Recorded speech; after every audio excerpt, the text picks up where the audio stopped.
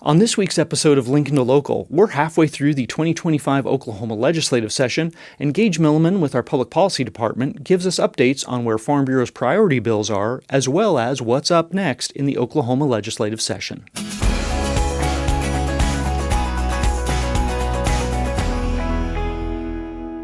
Gage, thanks for joining us again for Lincoln to Local, and this week we find ourselves about halfway through the 2025 Oklahoma legislative session, and I know you've got some exciting news to share that Farm Bureau has 6 of our priority bills that are still working their way through the process. I know this week we had several bills in the House that moved across the floor and are now working their way through the other side of the Oklahoma legislature.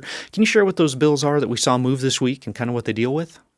Like you said, it is an exciting week. It was a deadline week over there at the Capitol, and it's a lot of work had to be done.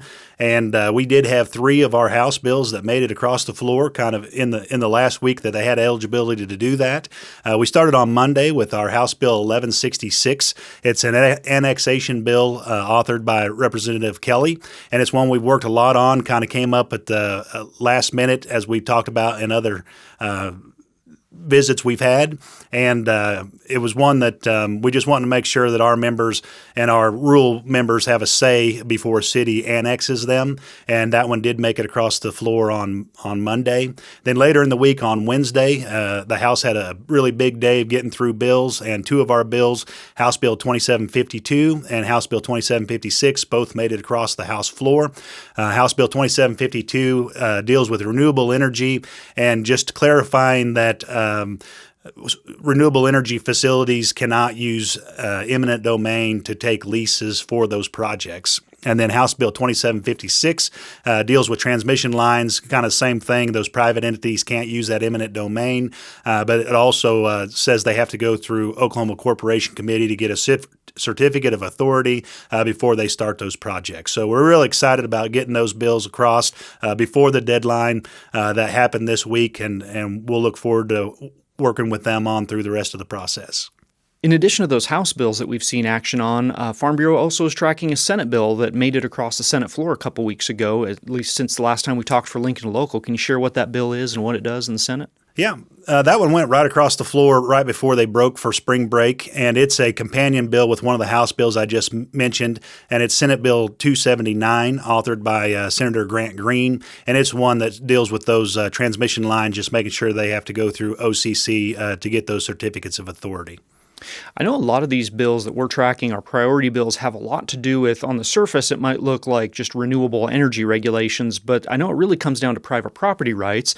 And one of those issues dealing with renewable energy and private property rights that Farm Bureau even had come up in some town halls we did last year was the concept of setbacks. And I know there's been some bills floating around the legislature this session on setbacks. Kind of what's Farm Bureau been doing with those bills? So we've been watching them closely because they do relate with those renewable energy bills that we've been working on, and the renewable energy has been probably the biggest topic over at the Capitol this session.